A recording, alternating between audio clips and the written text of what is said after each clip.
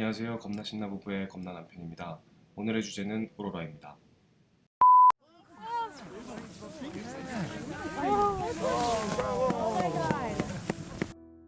오로라는 태양의 에너지 활동 때문에 생기는 현상이라고 해요. 그래서 태양이 에너지를 많이 내뿜는 경우에는 더 강한 그런 오로라를 볼 수 있다고 합니다. 저희도 여행 중에 노르웨이에 가서 오로라를 실제로 구경을 했는데요. 그때그때 조금씩 달랐던 것 같아요. 오로라는 이제 강도가 강할 때와 약할 때에 따라서 보이는 게 조금 다른데, 이 강도가 매우 강할 때는 저희가 느꼈을 때는 마치 하늘에 어떤 비단 물결이 막 일어나는 그런 느낌을 받았어요. 이게 한 방향으로 하늘을 따라서 쭉 넘어가는 그런 모습이었는데, 정말 그 경이로운 모습에 저희 부부뿐만 아니라 같이 구경한 사람들은 엄청난 감동을 받았었습니다.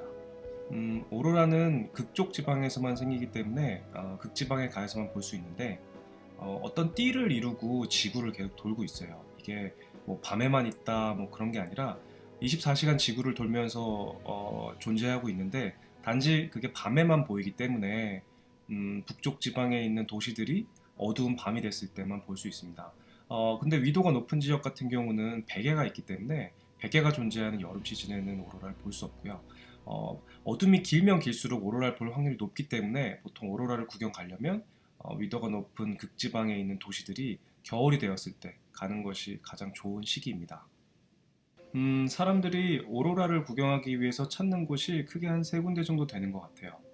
첫 번째로 아이슬란드, 두 번째로 캐나다의 옐로나이프, 세 번째로 노르웨이 트롬세인데, 각 지역마다 특색들이 있는 것 같아요. 아이슬란드 같은 경우는 오로라뿐만 아니라 워낙 멋있는 자연 환경들이 있기 때문에 겸사겸사해서 가기 좋은 곳인 것 같고, 옐로나이프랑 트롬세 같은 경우는 아이슬란드에 비해서는 약간 오로라에 집중해서 보기에 좋은 것 같고, 옐로나이프는 정말로 되게 추운 산속에서 산장 같은 데서 오로라를 구경할 수 있는 특징이 있다는 것 같고, 물론 트롬세도 그럴 수 있지만 이곳에는 투어가 많이 활발하게 되어 있어서 실제로 오로라 헌팅을 투어사랑 같이 다닐 수 있는 그런 특징이 있는 것 같습니다.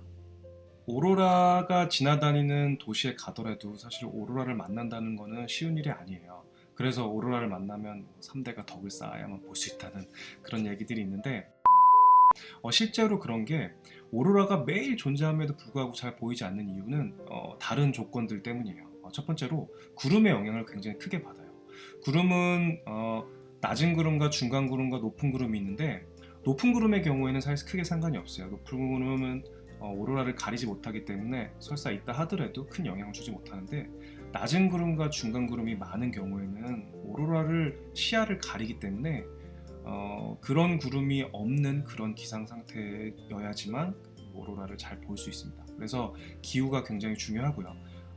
두 번째는 화이트 노이즈가 적어야 해요. 그러니까 도시에서 좀 벗어난, 도시 같은 경우는 그러니까 뭐 서울 같은 그런 밤하늘이면 절대 보이지 않을 거예요. 하지만 뭐 오로라가 볼 수 있는 그런 도시들이 대부분 뭐 극지방이다 보니까 큰 도시가 아니어서 다행이긴 하지만, 그래도 그 도시에도 작은 불빛이라도 있기 때문에 도시에서 조금 벗어난 곳일수록 오로라가 더 잘 보인다고 합니다.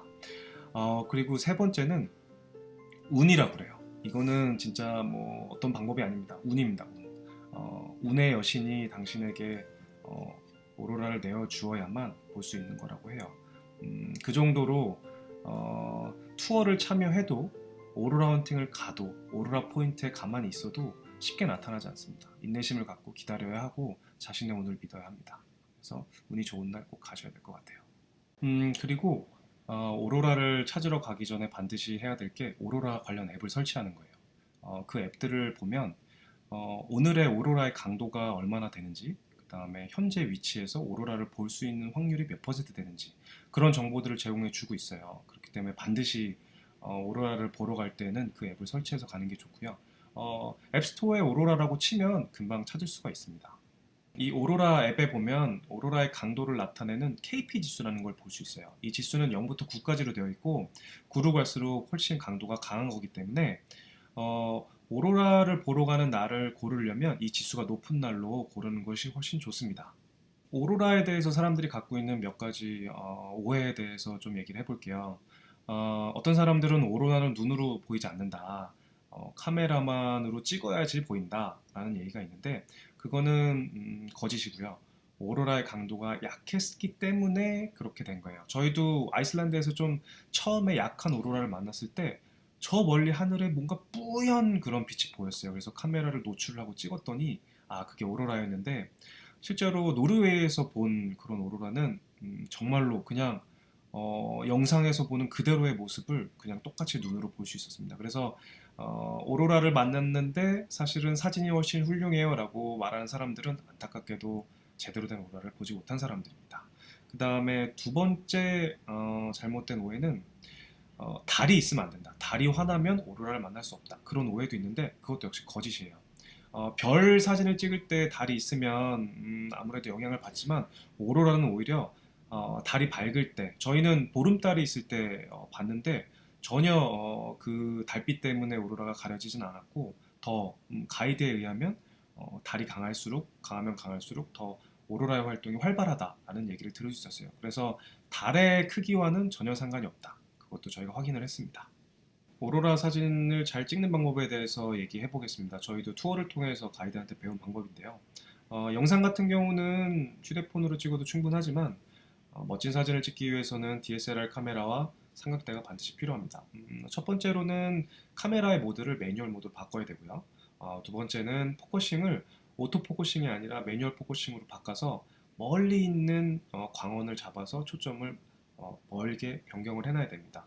그 다음에 노출 시간은 한 4초에서 6초 정도로 설정을 하시고 ISO 밸류는 400에서 800 정도로 1600이 넘지 않는 수준으로 설정을 하시는 게 좋고요.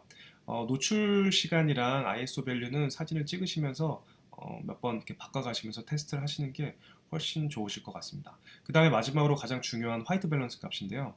오로라 사진을 보면 어떤 사진은 푸른빛이 있고 어떤 빛은 약간 녹색빛이 나는 그런 사진을 볼 수 있어요.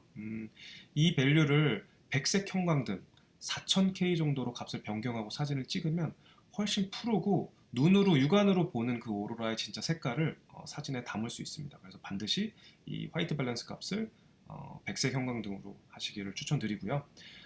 조금 어렵지만 저희 겁나신나 부부 오로라 사진 관련해 가지고 네이버 블로그를 찾아보시면 이쪽에 들어와서 자세한 설명을 다시 확인하실 수 있습니다. 오로라에 대한 얘기를 나눠봤는데요. 오로라는 정말 죽기 전에 한 번은 꼭 보면 좋을 것 같은 그런 진짜 멋진 자연 풍경인 것 같고요. 저희가 다녀온 노르웨이 트롬세 말고 캐나다의 옐로나이프라는 곳도 다녀온 사람 얘기를 들어보면 정말 좋았다고 그래요. 이렇게 산맥 사이로 피오르드 사이로 투어를 다녀야 되는 그런 노르웨이의 트롬세가 장점이라면 캐나다의 옐로나이프는 정말 산속의 그런 뭐 도시에서 떨어진 곳에 산장 같은 곳에서 지내면서 그냥 그 위로 지나다니는 오로라의 풍경을 그냥 바로 만날 수 있는 그런 또 멋진 매력이 있는 곳이라고 합니다. 여행을 준비하시거나 아니면 또 꿈을 갖고 계신 분들은 꼭 오로라를 만날 수 있도록 기원합니다. 다음 시간에는 우리나라한테 역시 생소한 아프리카 얘기를 잠깐 해볼까 합니다. 저희는 아프리카 여행을 준비하면서 알게 된 아프리카 트러킹을 다녀왔고요. 아프리카 트러킹을 통해서 안전하게 멋진 풍경을 구경할 수 있는 방법에 대해서 얘기를 해볼까 합니다. 그러면 오늘은 이만 마치겠습니다. 감사합니다.